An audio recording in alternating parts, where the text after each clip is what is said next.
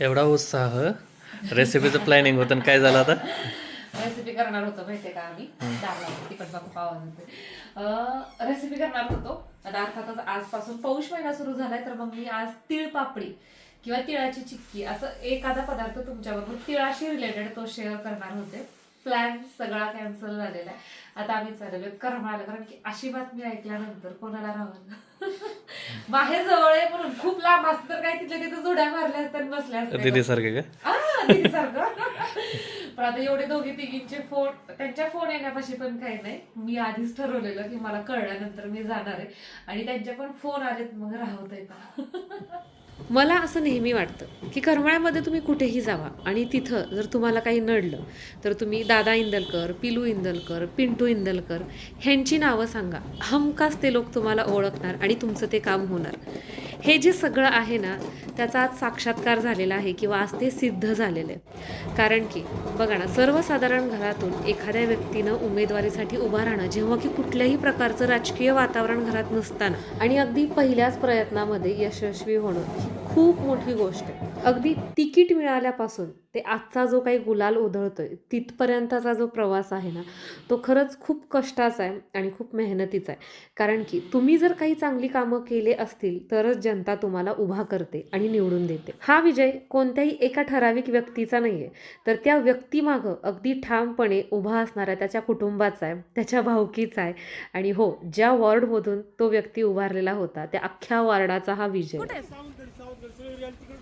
Rally काढली का पप्पा? हे माझं एक किरण ओके माझं वॉलेट घेतलं. पळतीये अंतर कमी व्हायला अंतर कमी होत नाहीये.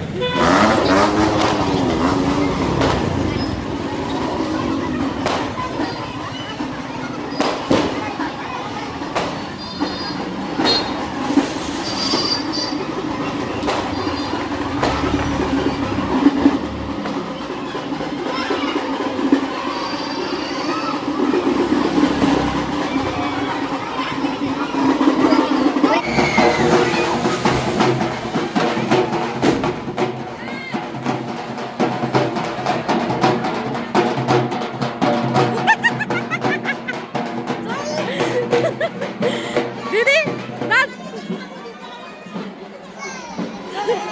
ए दीपाताई कुठे आहे ग? दीपाताई कुठे आहे?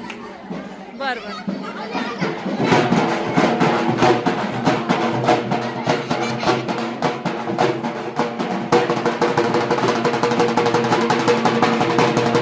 नाही पूजा तर बघा अभिनंदन.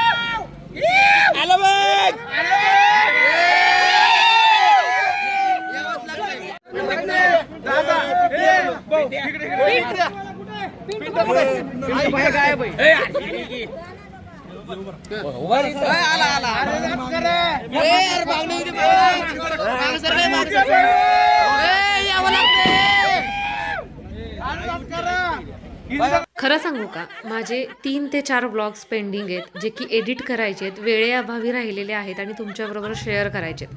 पण आजची बातमी इतकी मोठी होती की मी म्हटलं चला ते ब्लॉग्स तुमच्याबरोबर नंतर शेअर करते, पण अगोदर ही बातमी तुम्हाला समजली पाहिजे. आणि आणखीन एक गोष्ट, या ब्लॉगमध्ये तुम्हाला माझं तरी फक्त निदान हसणं आणि हसणंच ऐकू आलं असेल, पण या ब्लॉगपुरतं तुम्हाला ते सहन करावं लागेल.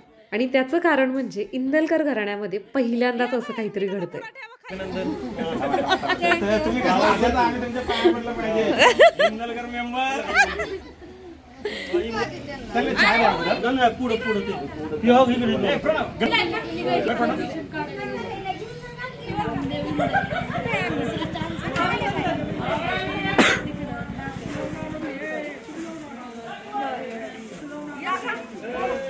तुम्ही घाला पावडर तुमचा थांबा थांबा एक आयडिया करू घाला तुम्ही एक मिनिट नाही एक मिनिट नाही तू घातलं नाही तुम्ही घाला फक्त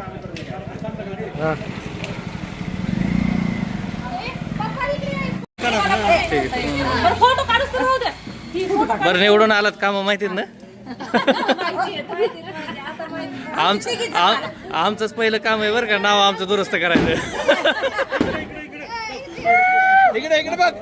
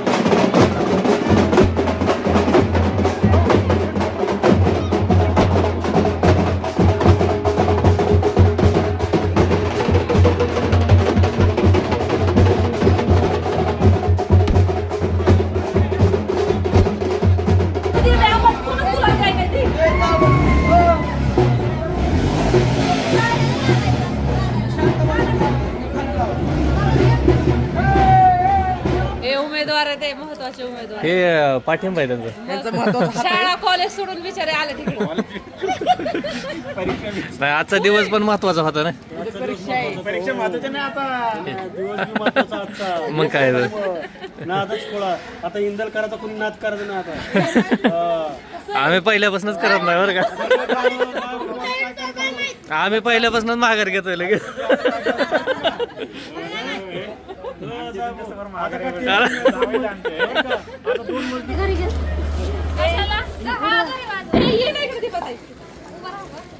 आता उभं राहिलं किती वेळा उभं राहता आता खुर्ची दिली तुम्हाला. चला तर मग अशा पद्धतीनं माझी भाऊजाई भाऊ ही सगळी इंदलकर फॅमिली एकदाची विजयी झाली.